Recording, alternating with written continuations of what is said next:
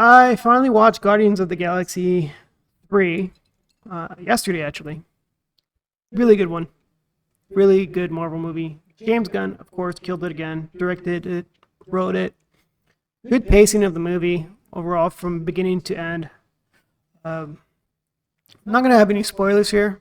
It's just there's a lot of backstory for one of the characters, and they did a great job. Good way to finish it, too, for the series, with more possibilities for the future.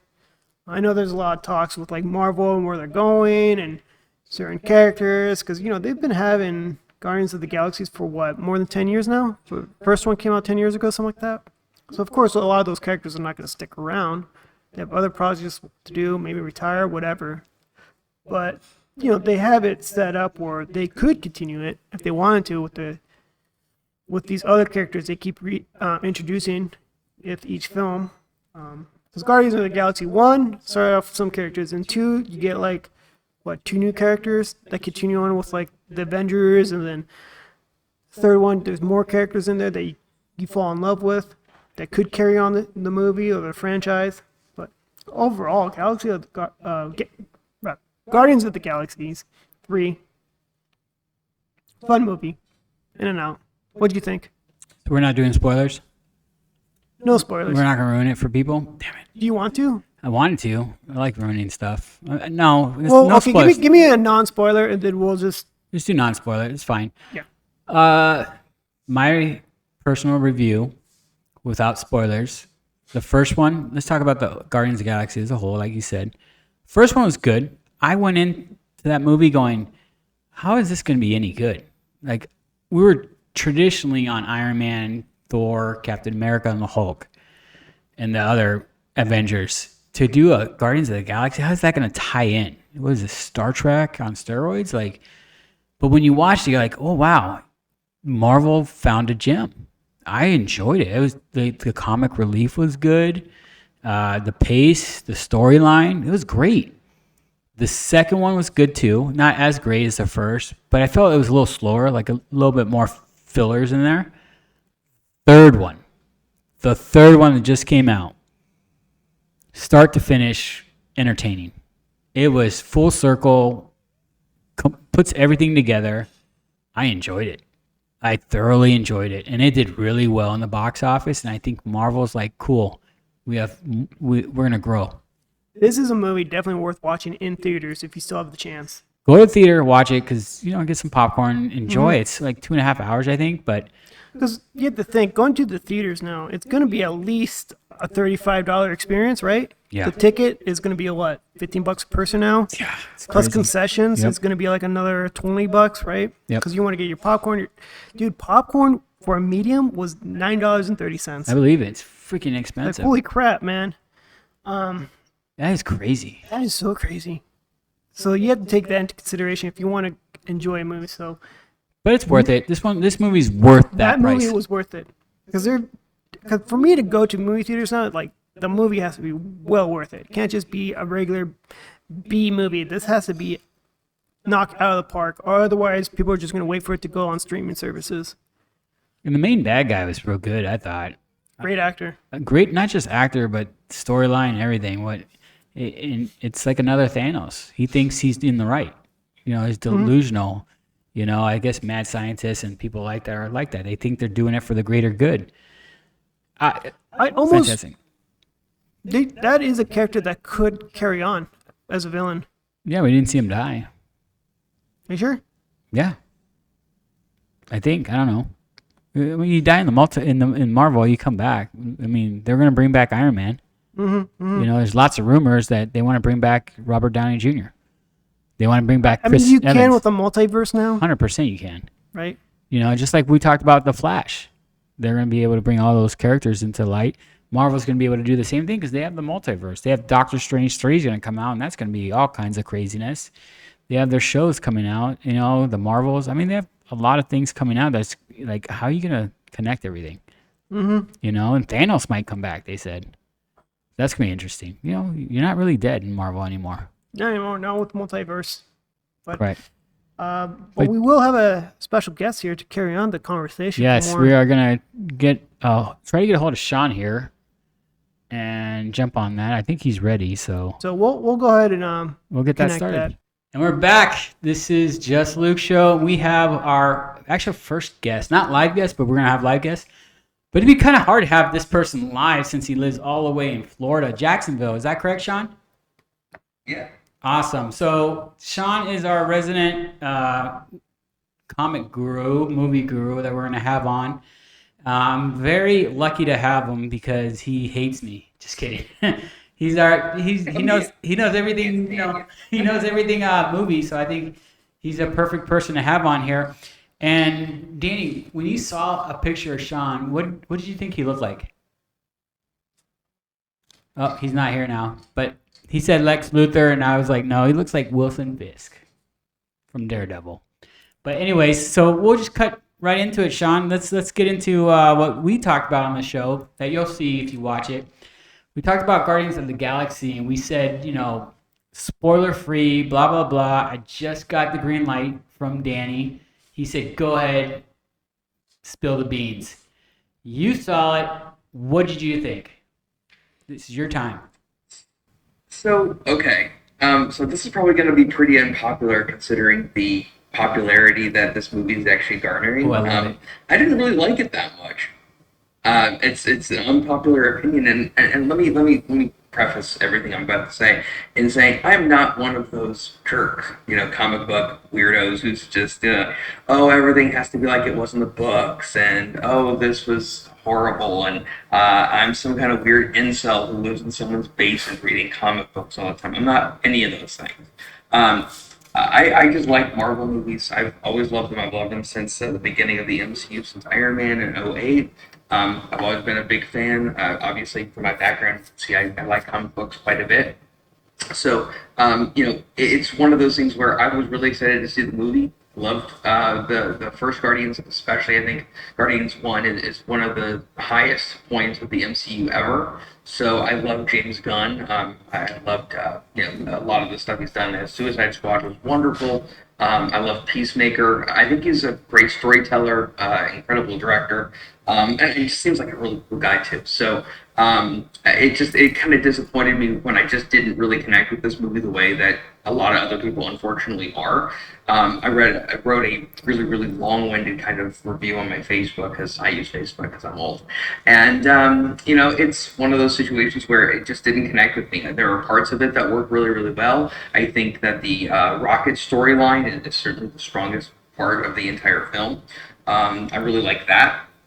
But there are parts of the film that just don't really work for me, and so it really just kind of came down to it was a middling experience and kind of the low end of the middle for me, and it just kind of felt like too James Gunny. If that's a word, I'm going to invent it. But it just was kind of focusing on really all the stuff that James Gunn kind of does with his characters and the storylines he likes to tell, and just kind of felt just kind of almost kind of rehashy of a lot of the stuff that I typically see from him. And I don't know. I think for me, the Guardians have just kind of worn out their welcome. I didn't think the second was all that great. I thought it was okay.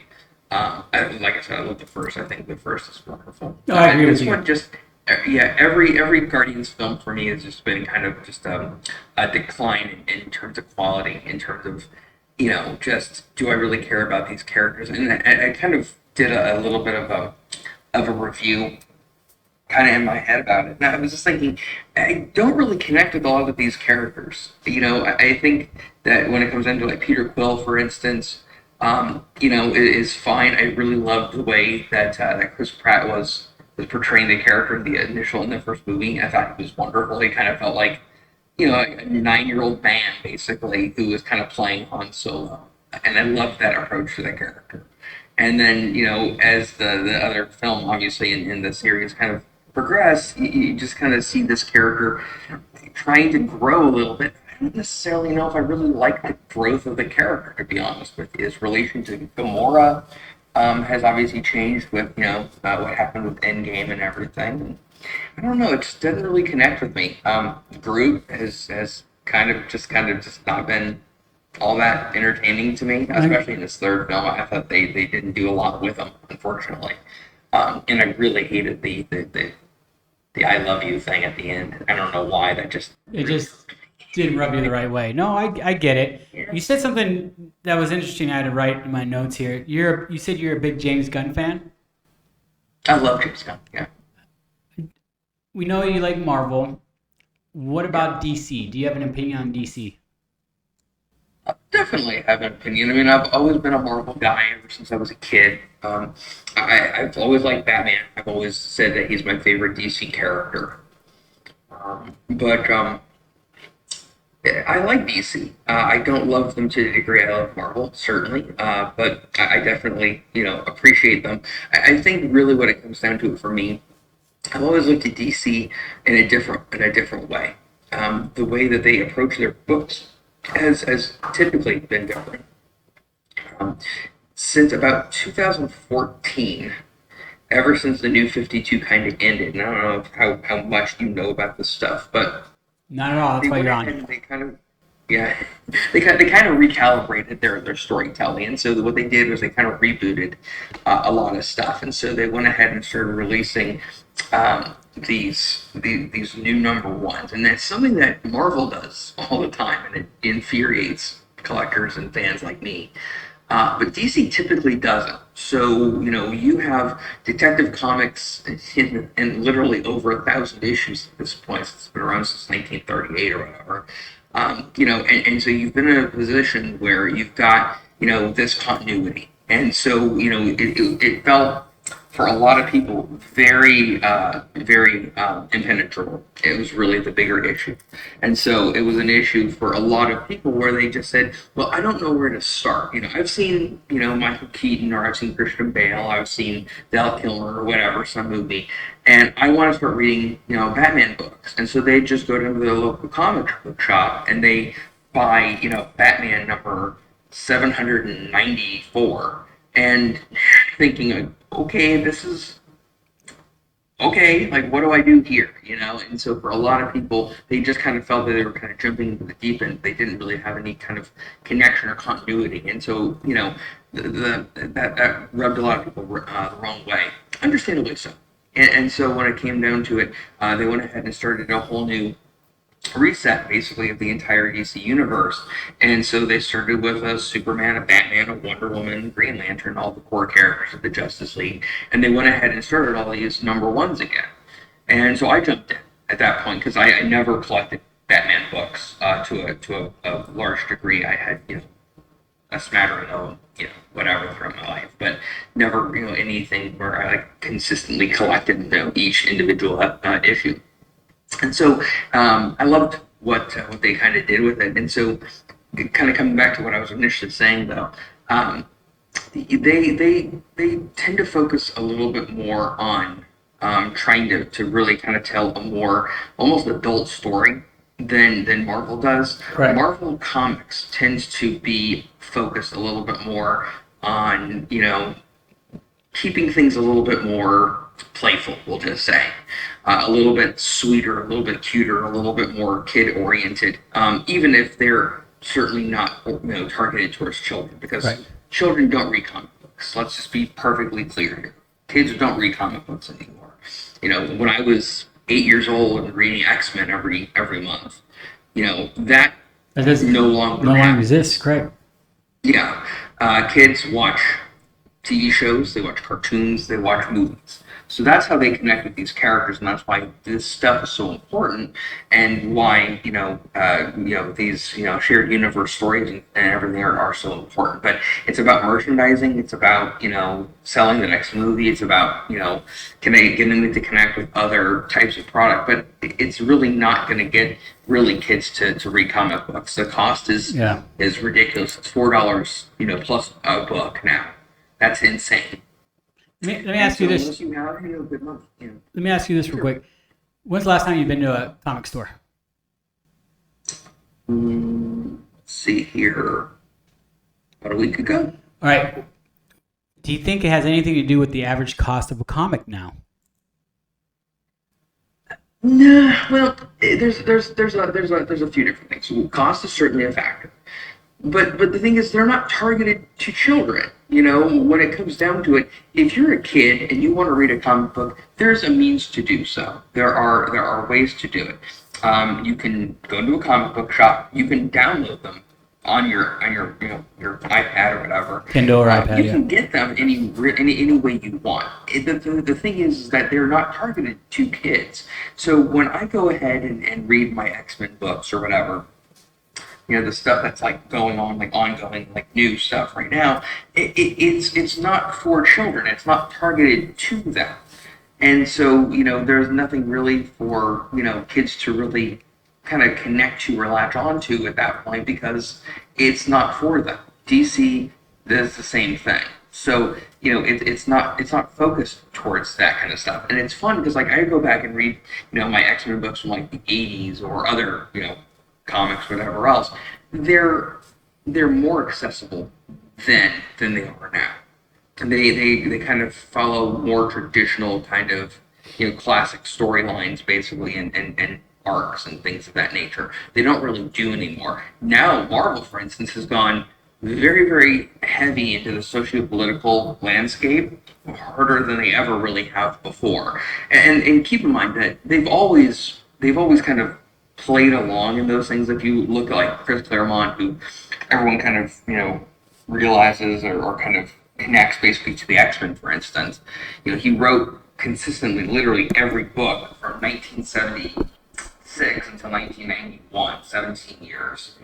Every single X-Men book that was written by Chris Claremont. He also did other books too, like Excalibur and New Mutants and stuff like that. So he was doing all these things, and so he was a shepherd. He was the voice of all these characters. He created the versions of the characters that we all know from the movies and TV Today, shows yeah. and everything else now. Well, I remember when I was young, I used to buy comics at like Circle K, 7-Eleven. Yeah. 75 cents or $1. Like, how much is a comic book now? If I went to a comic book store, $4.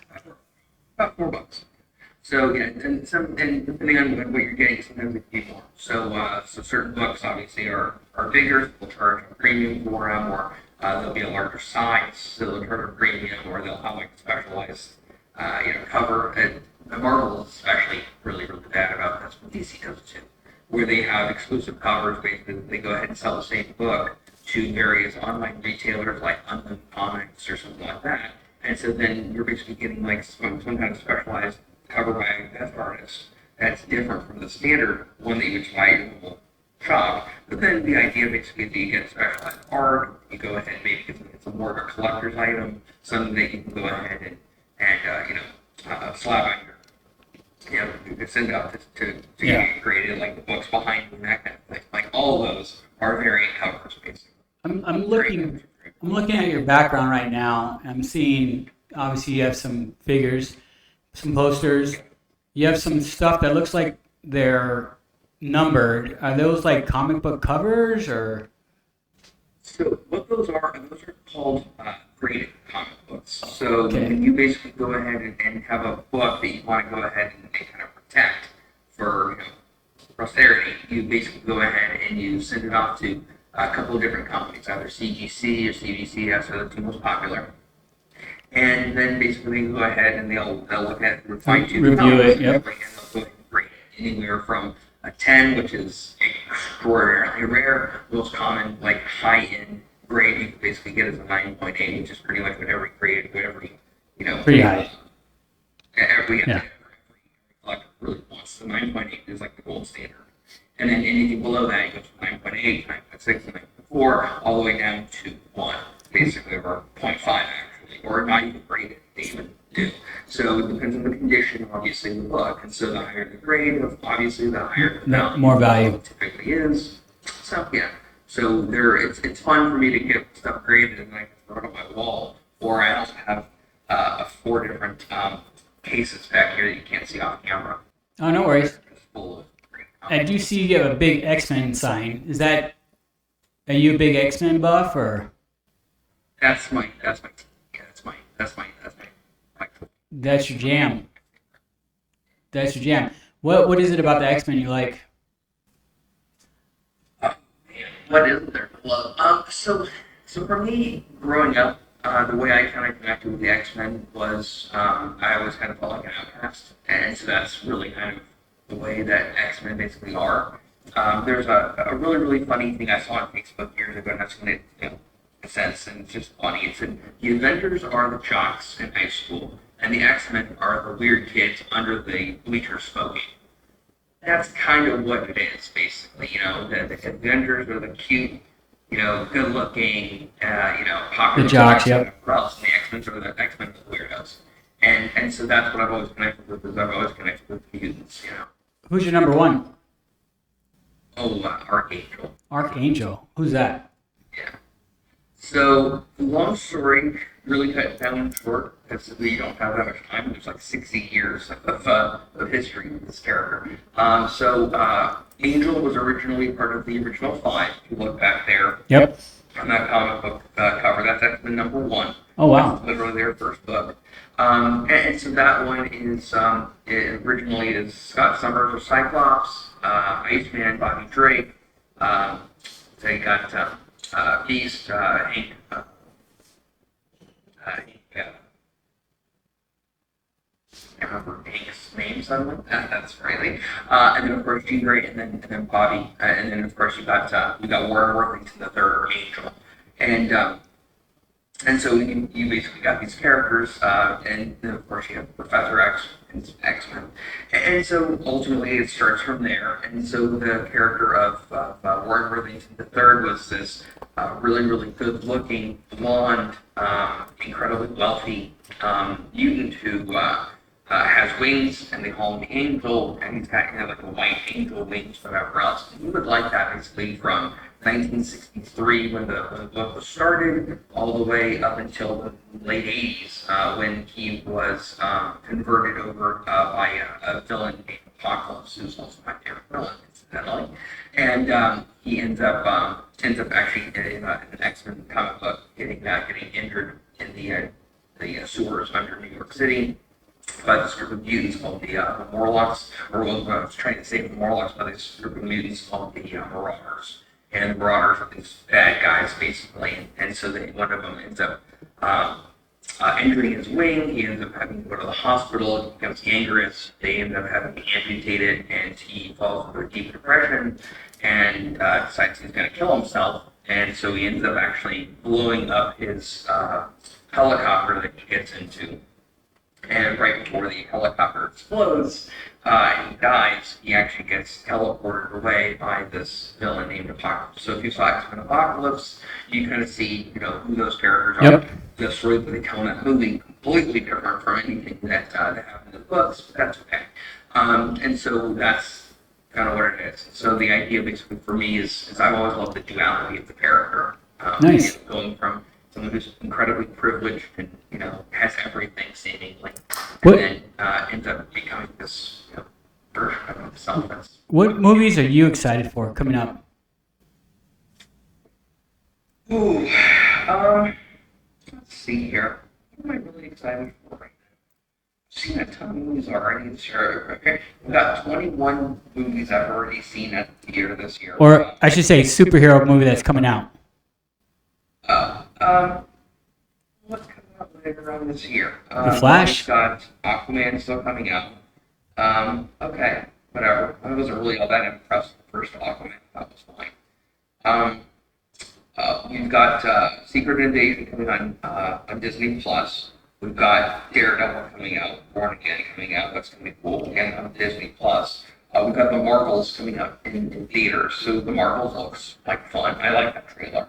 Like I said earlier, I'm not one of those guys who hates Brie Larson. I consider myself to be a feminist, so I kind of appreciated and kind of respected what she said personally, which is again an unpopular opinion in that circle of fandom. But I think she's right in a lot of ways. What is she right about? Because I'm not sure I know. Do you know about Brie?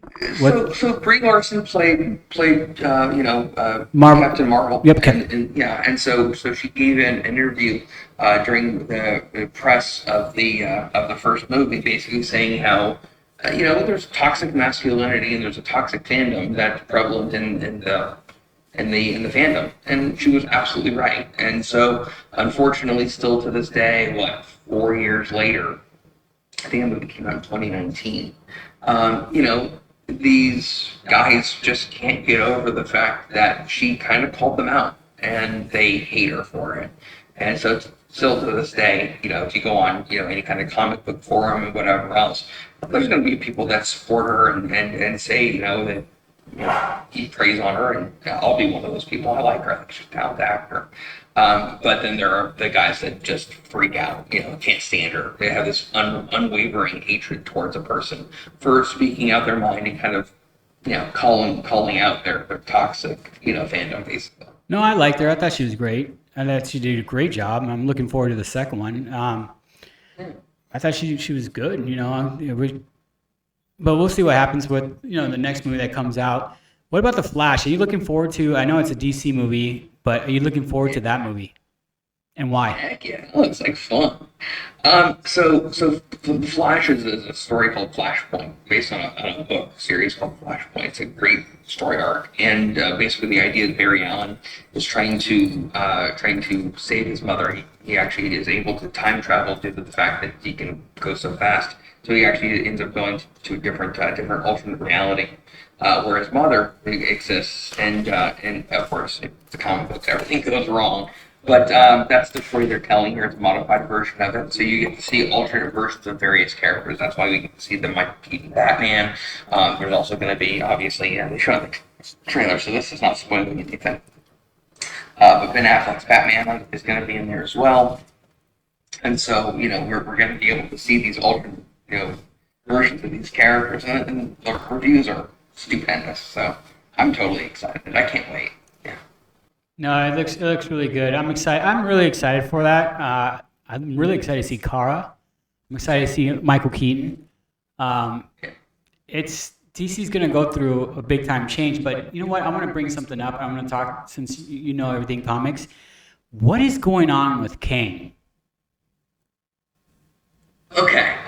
So what's going on? So nothing really right now has actually happened necessarily with Jonathan Majors. As far as like his future with Marvel, nothing has been set in stone. Nothing's been discussed. You can see clickbait articles online and stuff, saying things are happening. I don't follow any of that crap because it's not verifiable, and therefore it's not worth my time. But yeah. So at this point, we really don't know. The last word I actually got just the other day from reading was that they have set Loki season 2 at Disney Plus, and supposedly that's going to solidify the future direction of the Kang character. So we'll see. But I mean, if you saw Quantumania, and I'm sure you did, you see at the end of that, obviously, where you see all the alternate versions of Kang and everything else. You see Rama-Tut and everybody else. So you see all these different versions of the same character. So it's a sticky situation that they're in. But it's something that I think will be resolved in some way. I always loved the Kang character. Growing up in the 80s, I remember one of the first series I ever read was Secret Wars. So the reason that I got into comic books was actually the Secret Wars action figures. Those were the first superhero figures really I ever remember really buying. And so, I started reading the comic books, and Kang became one of my favorite characters along with Doom. Really? Magneto. Doom is a badass. Doom's like, I can't wait till they bring him into this Marvel universe. Oh yeah, the MCU is going to be great. There's actually talk, and I don't know how real this is, but supposedly they've been trying to talk to what is his name from Drive and from the Barbie movie, Ryan Gosling. Supposedly, Ryan Gosling has been approached to play Victor Von Doom. So I don't know if that's true. That's a big role. That's what I've heard. That's a big play, and I hope he doesn't think that he's just going to be a bad guy, because Doom is one of the ultimate characters at the end of the day. Wow, that's interesting. Who's gonna play? He's definitely more, yeah, he's definitely more nuanced than just a traditional bad guy. There was actually a Doom mini-series, I think it was like 8 issues or something, that Marvel did about 3 years ago now. Fantastic. Really, really good writing. Really kind of did a different kind of take on the character and kind of focused specifically on his kind of it's a power struggle story where basically he loses his rule over Liberia, the fictional Eastern European country that he rules over, and it's a really cool story. If you're into comic books and you want to read like a quick little thing, the Doom story from a few years ago, the Doom miniseries, was really good. What about what are you hearing about the Fantastic Four? So supposedly, they have casted them. They have not announced anything. Obviously, we would have heard about it.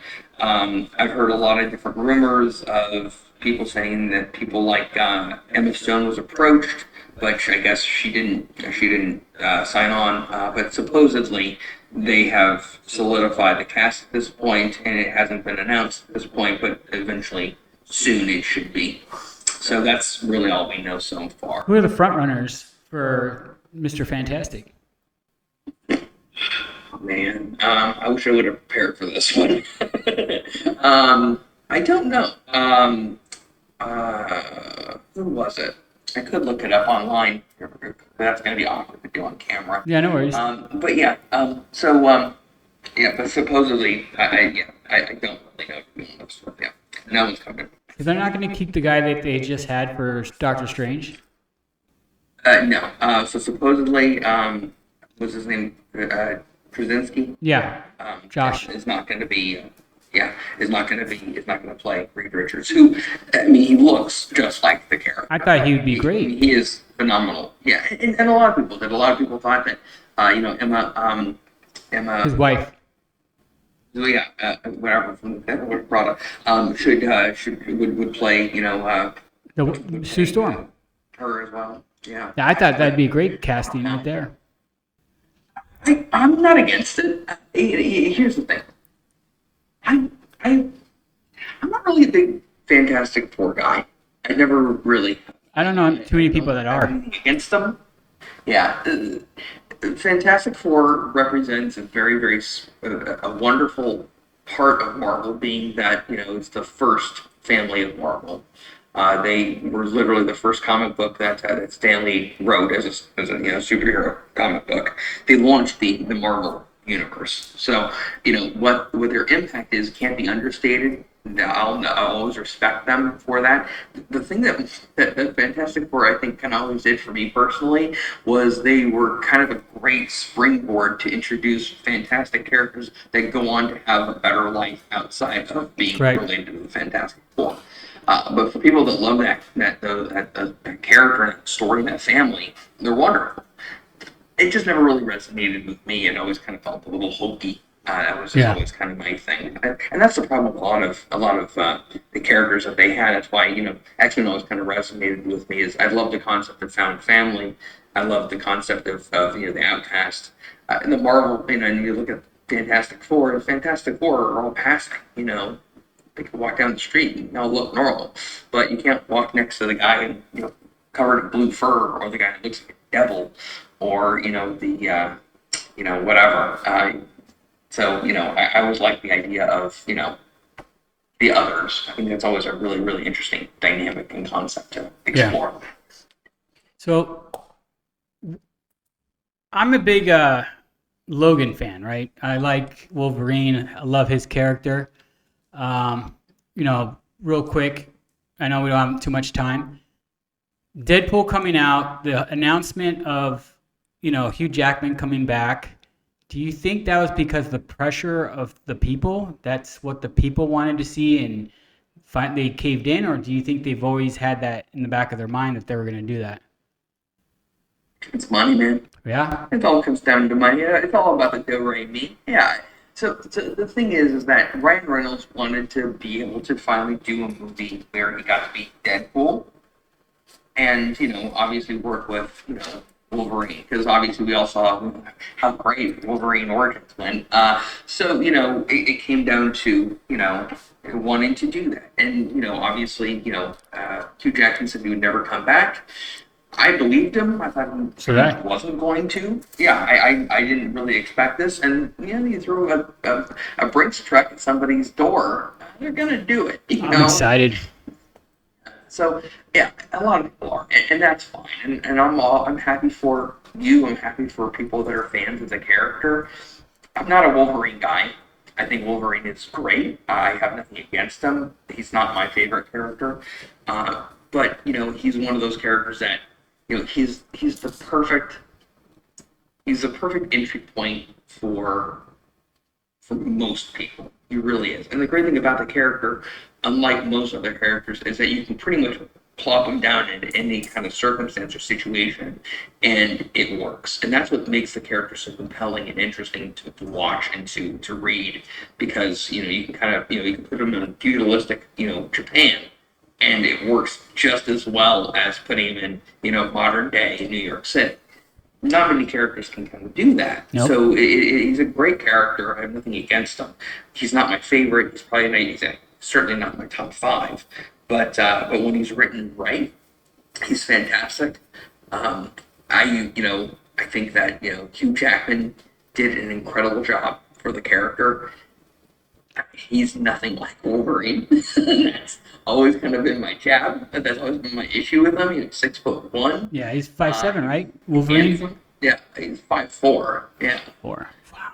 Yeah, Danny DeVito would be closer, even though Danny DeVito's actually a little shorter. But yeah, I mean, like, he's 5'4". He's a little man, and he's full of hair and gross. He's ugly. He's battle scarred. That's that character.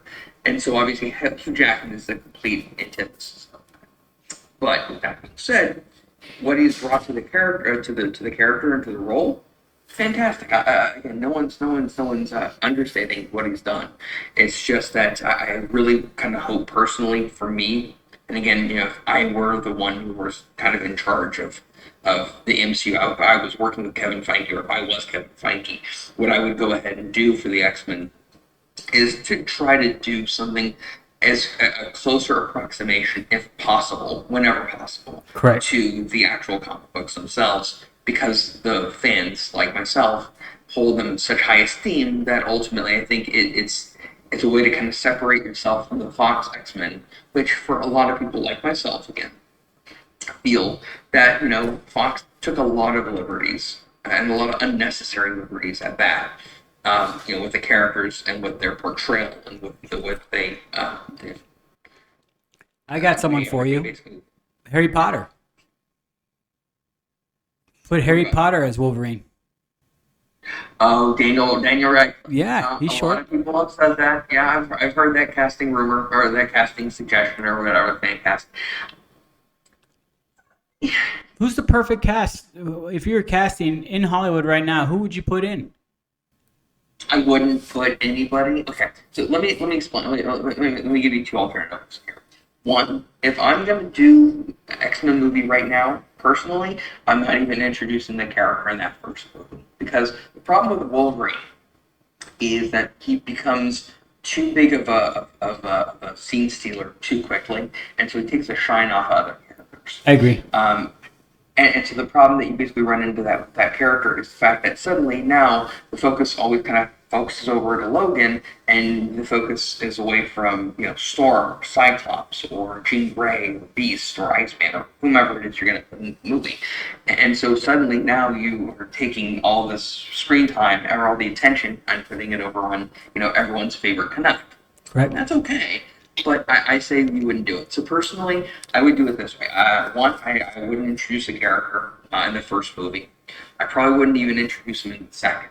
I would probably go ahead and do something kind of like they did in in Batman Begins, where I would kind of have some kind of a teaser, something along the lines of maybe if you want to do kind of like a comic book accurate kind of version of it, where basically they say like there's something happening out in the wilds of Canada. The Hulk is going to go there to go ahead and kind of see what's going on. There's a Wendigo issue or whatever else, and take it back to Incredible Hulk number 181, 180. and and kind of do it that way, so you can kind of get the fans to freak out the fact that, oh my god, they're gonna have Wolverine in the movie, but make it work within the context of the storyline, and so obviously do it that way. The other thing I would probably do is I wouldn't actually have Wolverine be Logan. I would be X-23 or Laura Kinney. She actually holds the moniker of Wolverine as well right now, and I think that she's a great character. She's just as compelling, in a lot of ways, actually more compelling than Logan is, at least to me, or can be.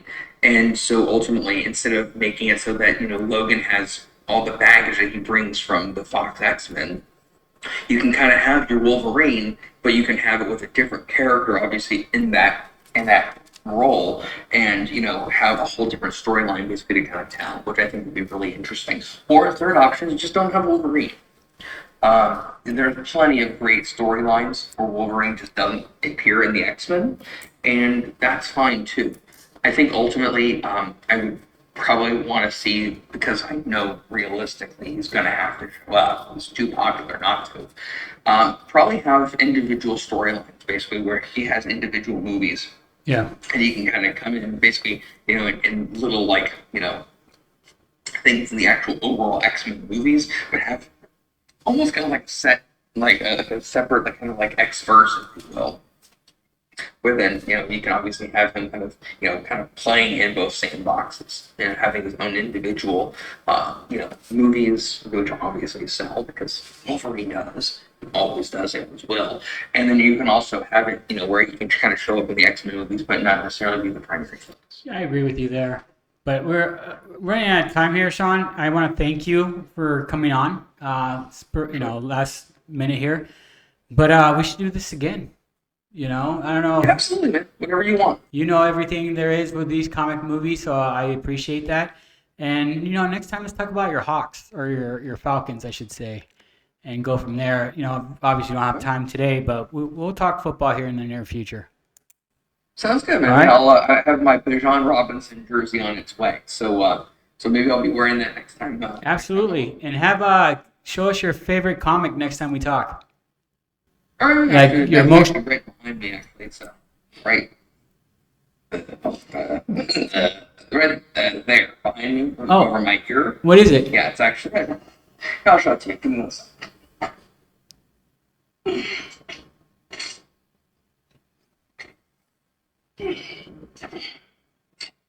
There it is. So this is Captain Britain number 8. And this is the first introduction of Psylocke. Her name's Betsy Braddock. Yep. She actually only is Betsy Braddock in this. She's actually my second favorite comic book character. Actually, that purple poster I have. That's Psylocke right there. I know that is. That's way later. But yeah, so this is actually my favorite comic book. Well, definitely one of them. It's probably one of my most valuable. Yeah, we're gonna get cut off here real quick. So I just want to end it here, so I don't want to get cut off. But just Sean McNally, want to thank him, and then we're gonna have him on again if he comes on. I don't know, maybe he gets off and he doesn't like us. But that's all we have for this week. We'll see you guys soon. Take care, Sean. All right, take care. Bye. Bye. Thanks for watching our clip. If you want to see more clips like this and you like our views, like the show, click here for some more clips. If you want to hear the whole podcast, watch the whole podcast, click here for the whole podcast. Remember, like, subscribe, hit the notification bell, and we'll get back to you. Thank you, and have a great day.